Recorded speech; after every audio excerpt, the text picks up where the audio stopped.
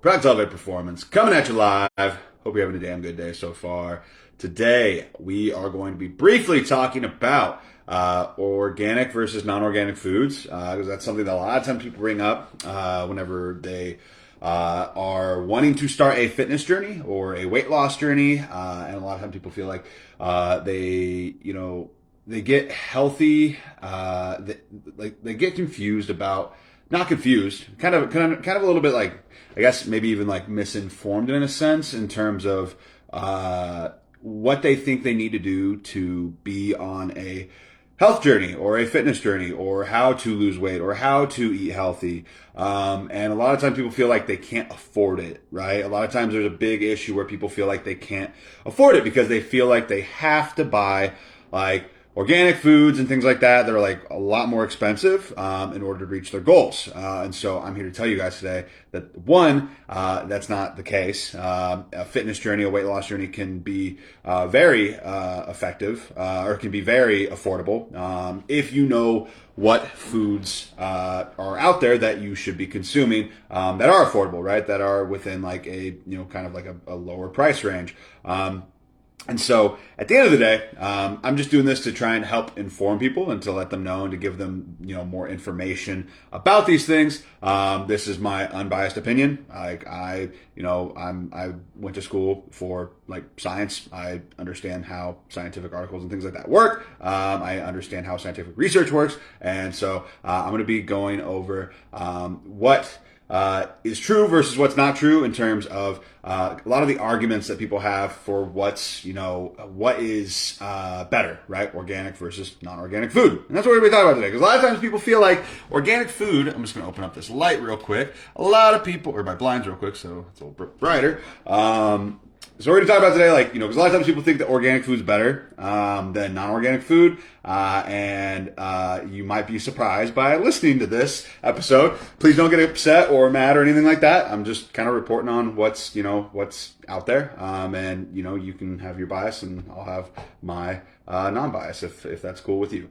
So that's what we're going to be talking about today, though, is just organic versus non-organic food, and what's true and what's not, and also, just to kind of prove a point that you don't have to buy excessively expensive food to reach your goals, because a lot of times people feel like that's the case, and I want to let you guys know that that's not, and that you can be on a fitness journey, you can be on a weight loss journey, and that it can be affordable for you in the long term. So let's get this kicked off here in 3, 2, 1. What is up? What is up, everybody, and welcome back to the Fit Parent Project. I hope you're having a freaking great day today, because honestly, just be transparent, I'm not really having the best day, but it's been an okay day, and every time I get on here and record this, it always makes me feel better than I did before. So today we're going to be talking about organic versus non-organic food. This is always a very a touchy subject for whatever reason. It's kind of like a heated kind of debate, because a lot of times people want to feel like they're,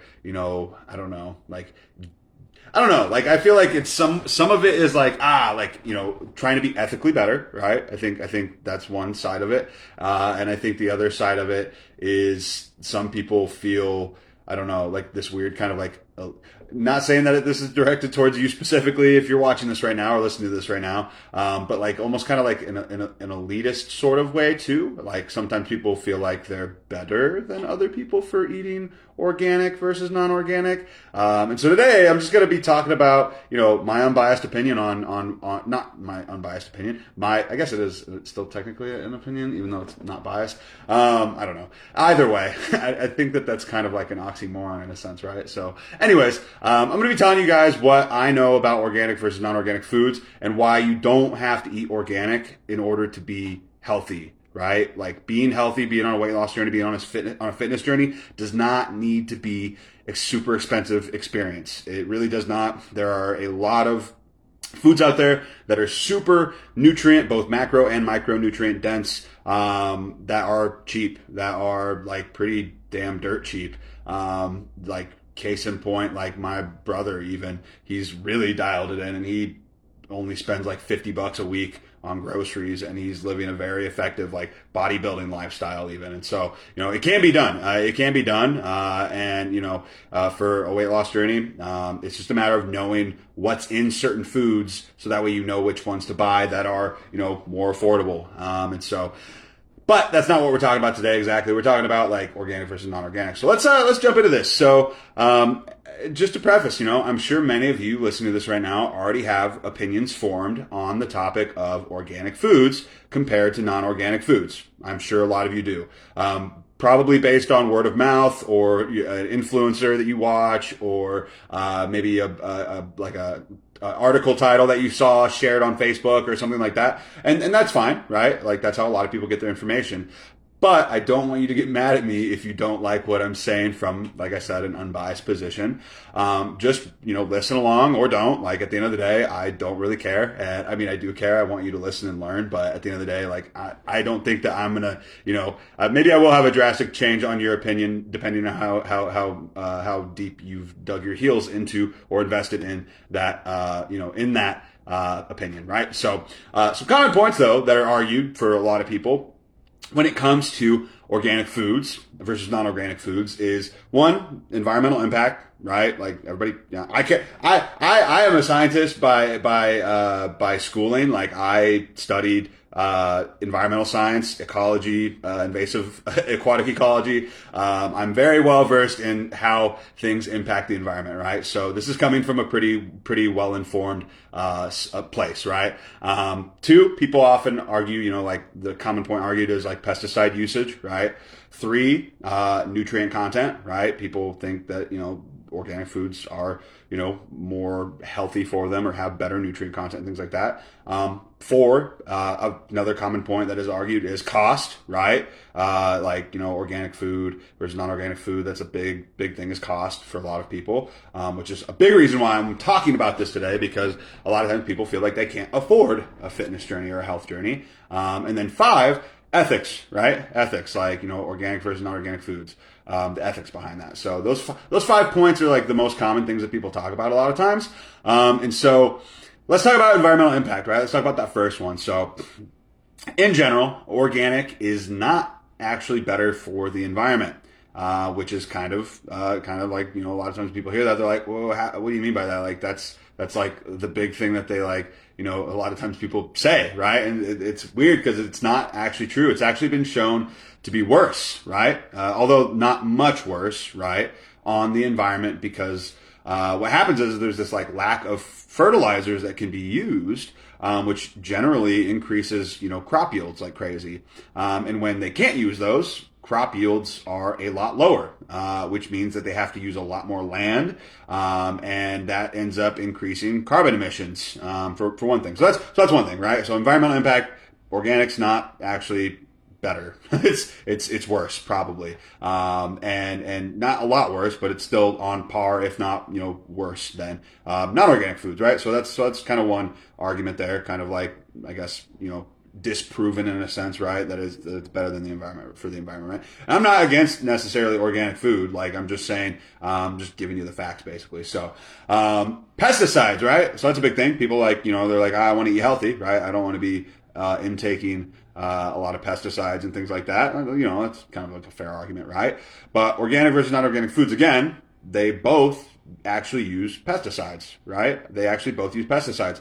Whether it's natural or a synthetic form of pesticides, they're still using pesticides, and those pose similar, if not the exact same health risks. So there's really no difference there. For those of you that are out there that want to eat organic, you're probably getting just as many pesticides as somebody who's doing non-organic foods, and that's unfortunate, but that's just how it is. Nutrient content, right? Like, what's healthier, right? Like some of these things, they're getting different care. They've probably got, they're probably getting a lot different nutrient contents in them, right? And so the only real like notable differences that have really kind of been found is one, and the reason I say notable with like not parentheses, but quotation marks, right? Because there are differences, but the impact that those differences make on us are minimal, if not non-existent. And so, one, organic foods typically have higher phosphorus levels, which doesn't matter necessarily because people aren't actually deficient in phosphorus typically. So you don't really need. That's not really. It's they have more of it. It doesn't really make that big of a difference to us. So that's one notable difference.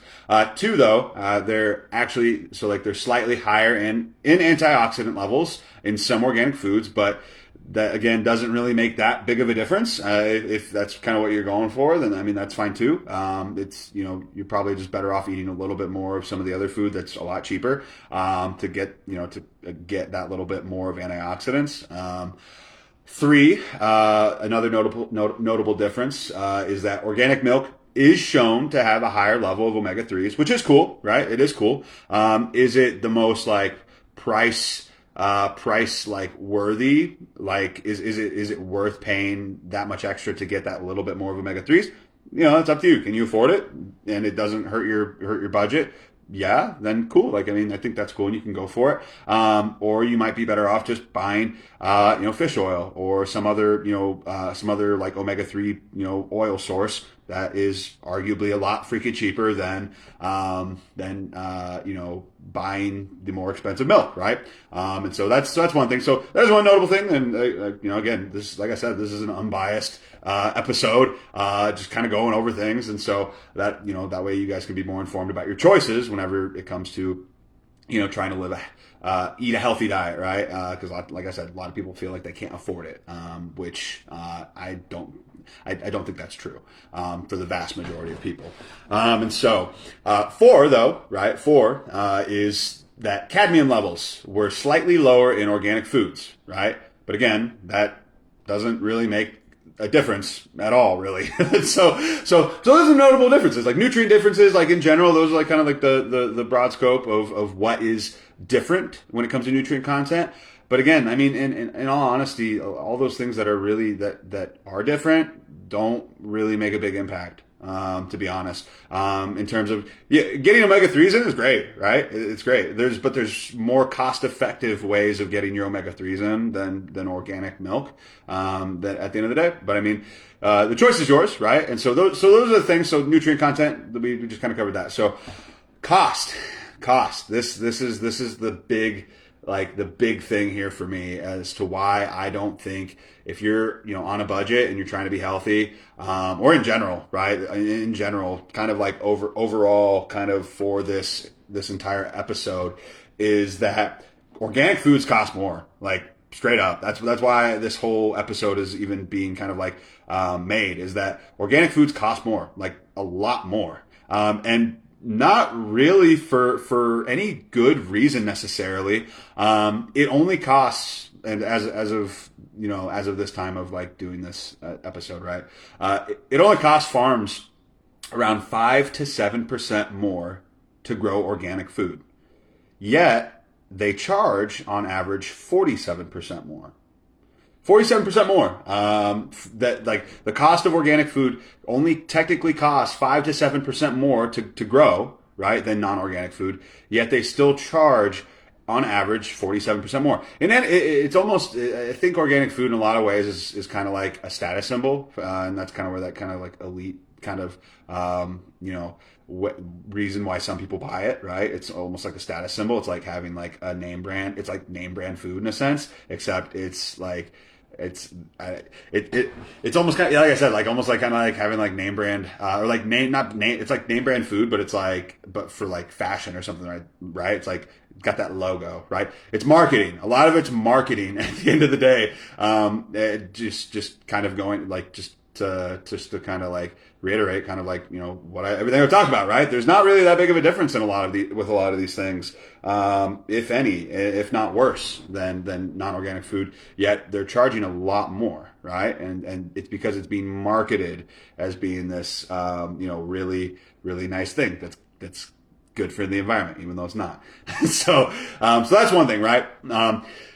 So that's cost, right? So ethics though, now.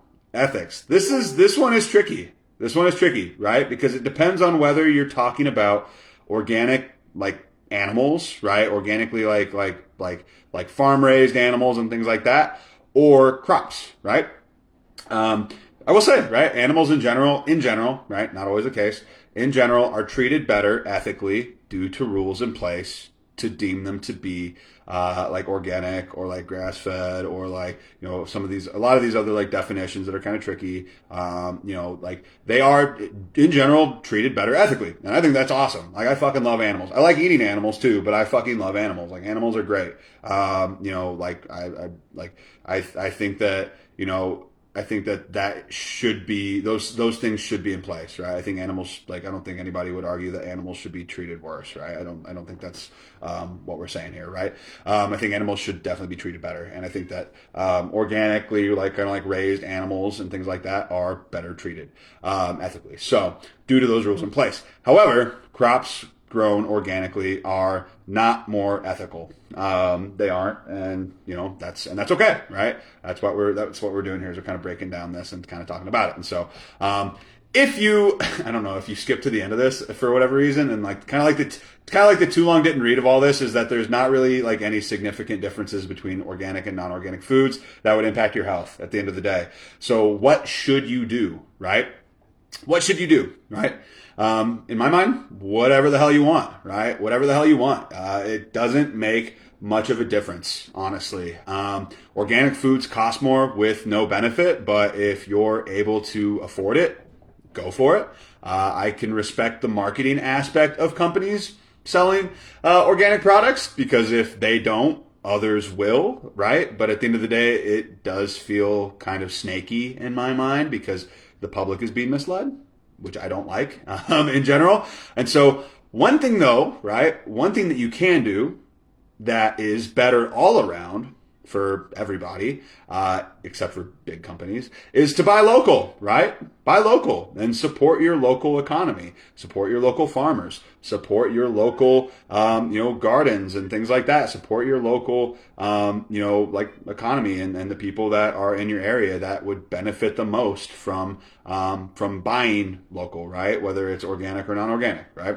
And that's my take on this. And so if somebody makes you feel bad for not eating organic or they try to make themselves feel better about eating organic versus non-organic, you know, feel free to, you know, maybe don't say anything to them, but maybe don't let them rub it in your face and be like, maybe in your mind, just kind of like snidely think like, oh, like that's great and all, but I'm, you know, spending almost 50% less on my food and I'm still getting just as good, if not better results. So yeah, I guess on that note, I hope that this is helpful. And in the future, I'm definitely going to be doing an episode on like, you know, like, and I've talked about it in previous episodes a little bit, like, you know, some really like good foods that are, you know, cheap, that are also very effective in terms of macro and micronutrient content, for your goals. And maybe I'll do a full episode on that, just kind of going over, you know, how to go about it. Might even bring my brother on the podcast for that episode. That'd be pretty fun. Just to kind of do a little back and forth interview on that. But anyways, I hope you guys got value from this. And if you did, you know, feel free to share this. And again, at the end of the day, I just want to tell you guys what to my knowledge is to be true. And at the end of the day, I want people I feel like the more affordable a fitness journey can be, right? Because that's usually the limiting factor for a lot of people is affordability, or that they think that that's kind of like the limiting factor anyways. And I want to let you know that it doesn't necessarily have to be the case and that you don't have to buy organic to be healthy. In all honesty, you're probably going to be healthier not doing it because you're going to have a lot more money to use on other things in your life that may be a value add to you. So anyways, hope you have a good rest of your day and I will talk to you all later. What's up, Facebook? What's up, TikTok? Hello. Did you guys get value from this? Was this helpful? Did you think before you listened to this episode that organic foods were just like automatically better for you for whatever reason? Because at the end of the day, I hope that your takeaway from this episode was that they're not inherently better for you on most fronts. But hey, other than that, I don't know if there's any comments popping up or not on Facebook, but I hope you guys got value from this. And if you did watch this and you got value from it, give it a like. Feel free to say hi. Let me know your number one takeaway in the comments. Hashtag replay if you're watching this at a later time. And on that note, I'm going to let you guys go and I hope you have a damn good rest of your day. And I'll talk to y'all later. Bye.